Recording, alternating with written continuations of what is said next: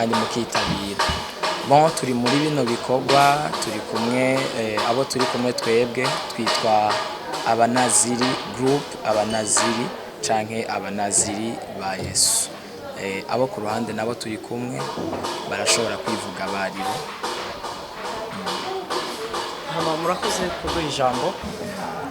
Akoze kuduha ijambo bisanzwe icyo turimo ndazi ko maze kubivuga kandi biraboneka. Hawe ni studio y'ibintu bya media, turi abantu bo muri Focus. Murakoze. Bon, nibaza ko ibyatuzanye hano ari byo twoca tugendera kugira ngo kumbure ducunguze n'uburyo umwete.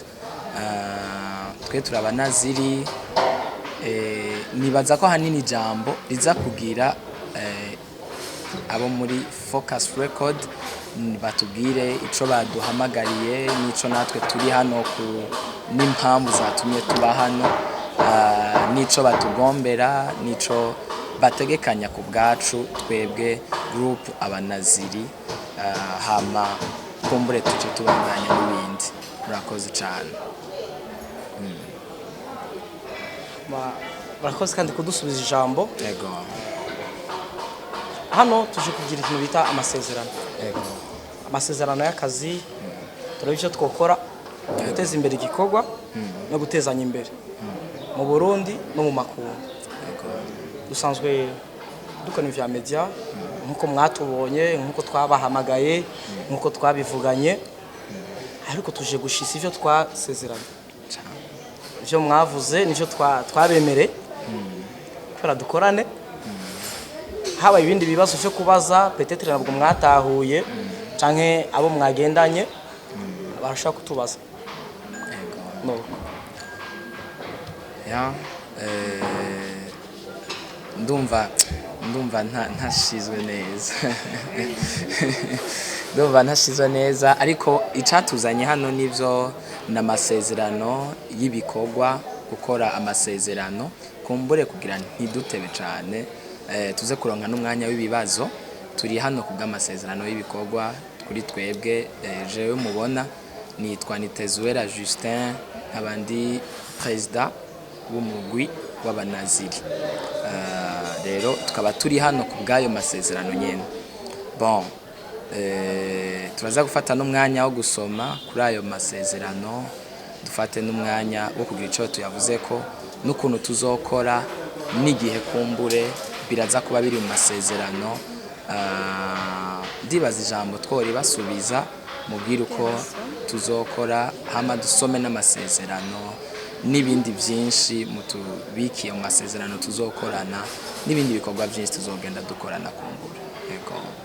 Okay, murakoze. Murakoze. Nibaza ko akazi kamaze gutangwa. Aho turinze guhamagarana tukicara.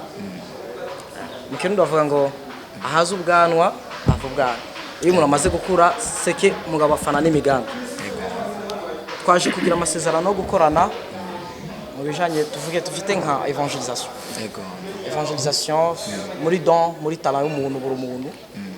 Nkuko mwitwa abanaziri. Natwe nkuko twabivuze ubwa mbere twaje duserukira biro yacu. Turabavugizi kandi dusanzwe turumbura urongozi haje. Kana amasezerano ndako muyinyemera tukayasoma. Nashaka kuyasoma.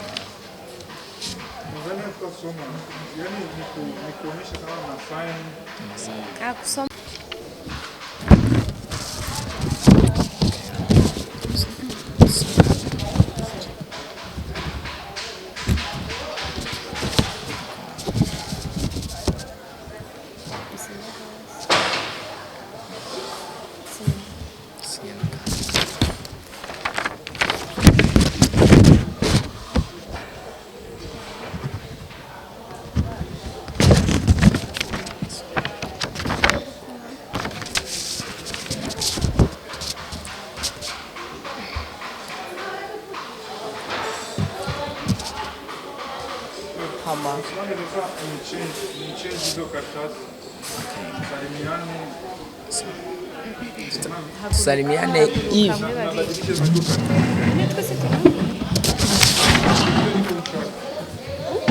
duse kwicara cyangwa duhaguruka.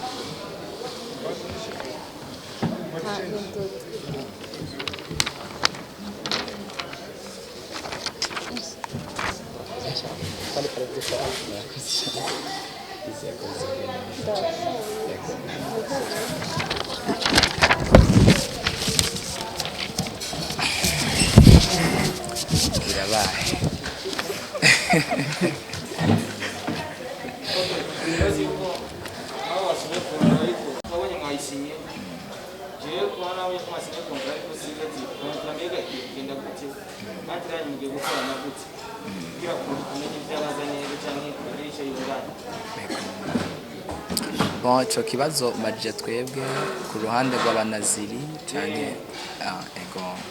Bon, kuri twebwe mu bijanye n'ibiri muri contrat twe abavuga butumwa mu ndirimbo mu buryo bw'indirimbo turagomba kugera kure cyane.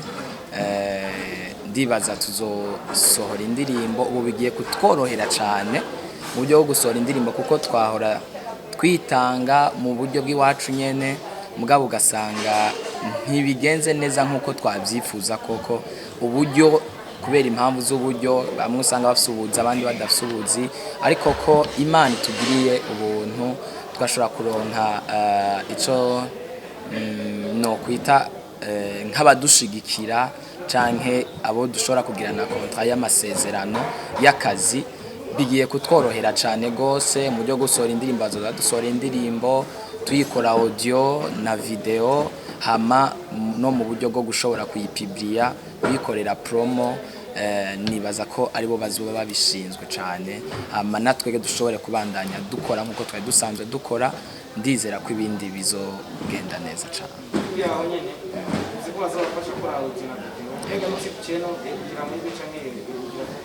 Bon, YouTube channel yegukira twebwe gusa nibo bazoza ariko barayikoresha muri ico gihe ariko still ni iwacu ego. Kandi kindi kibazo wewe na antire mu bwa babiri ni mukeneye gomba kandi nabo ni bakeneye ego. Rega inyungu kuri mwebwe cyangwa inyungu kuri bo imeze gute? Bon, inyungu ndibaza bivanye nuko tuzoba turakora ibikorwa byinshi bitandukanye hariho gukora mu concert indirimbo kwishira kuri YouTube irashobora kwinziza mu buryo ubucanke buriya ndibaza tuzotura bivanye nuko twakoze kuri chaîne y'iwacu turashobora kuzinziza no ku concert tuba twateguye n'indirimbo ubugi bayinjije tukashobora kuvugana ku bijanye na pourcentage kugira ngo dushobore kugabura inyungu dufatiye ku pourcentage ego. Mimi niko na maswali mawili matatu. Naitwa Juma Jux kutoka Bujahid TV. Kama hivi tunavyojua Wanaziri wa Yesu ni timu kubwa, aidha ni group kubwa inayojulikana nchini kwetu Burundi na wanafanya vizuri sana.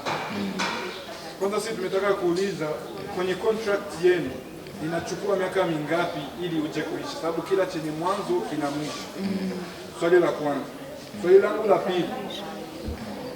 Ni kitu gani kikubwa chenye Focus Record inaenda kuwafanyia Wanaziri wa Yesu na iweze kuleta mabadiliko kwa watu waliofikia na kwa watu nyingine?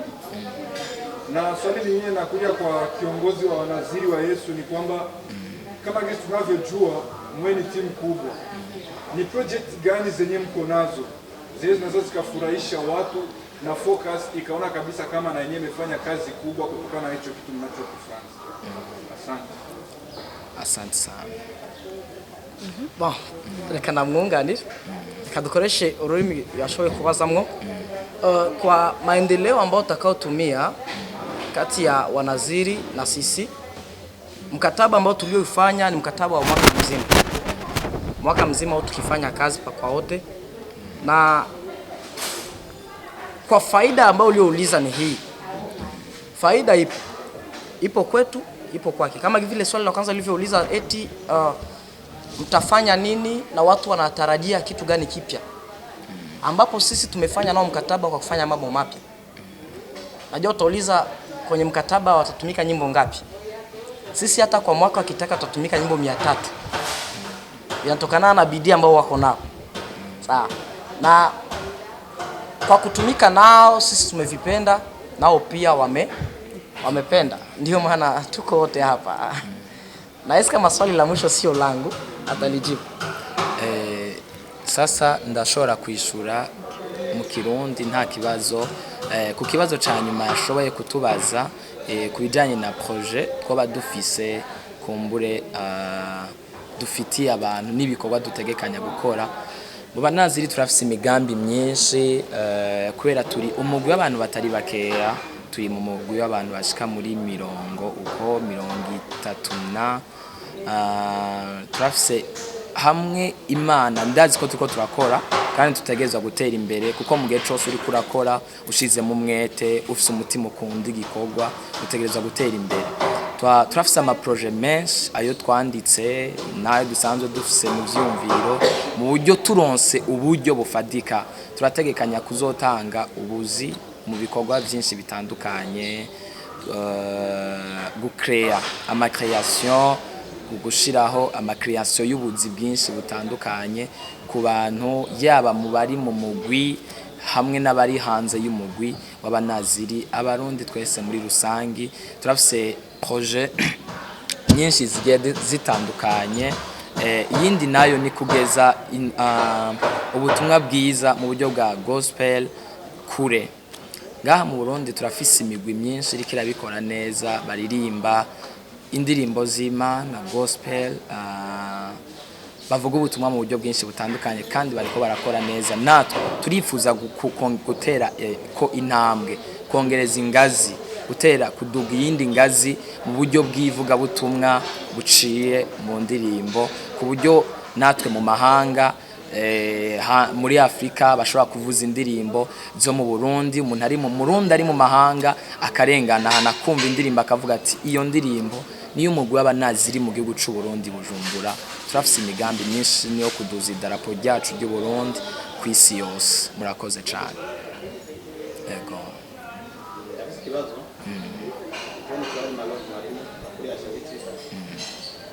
ikibazo canje ihagaze hano, ndashaka kumenya neza duhereye kuri focus, ndashaka kubaza akantu ko wari ari nka kurusaku ariko wariteza mbese abarindira gospel benshi tumavuka ya gospel benshi ngamu n'ubwo wacu, ariko turashaka gutibira akabanga iki kintu washimye Banaziri kugira ngo je no shikira abaanya imbere y'abandi y'ibintu by'abandi bari bararimba ngamu n'ubwo wacu.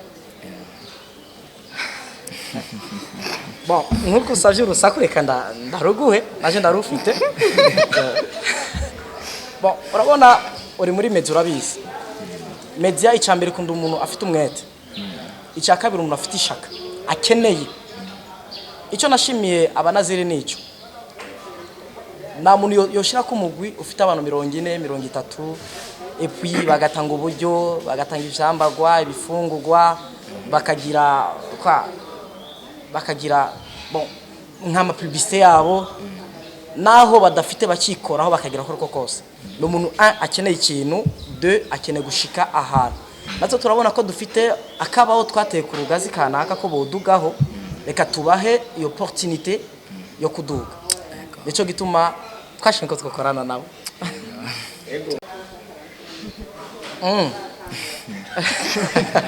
Voilà, icyo kibazo muri twe nabona bwo tugeze nka business. Bo bariko barakora evangelisation, natwe turakora akazi. Evangelisation n'akazi nico kimwe, birakorana hama na nyungu nyinshi irimwo, canke na prix twatanze canke naki twashimye gukorana, baneze imbere ndabateza imbere.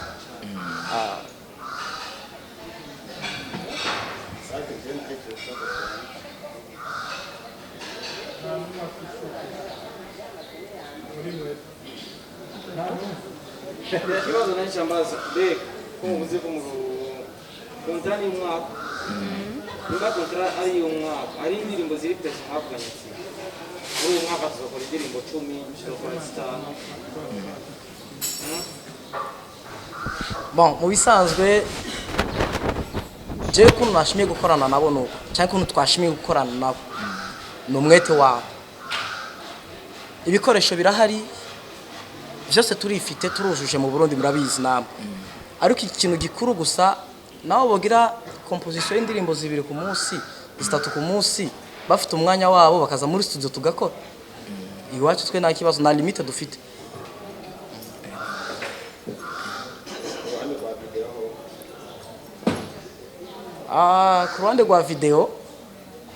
Ku ruhande rwa video bon navyo ni ibintu bisanzwe.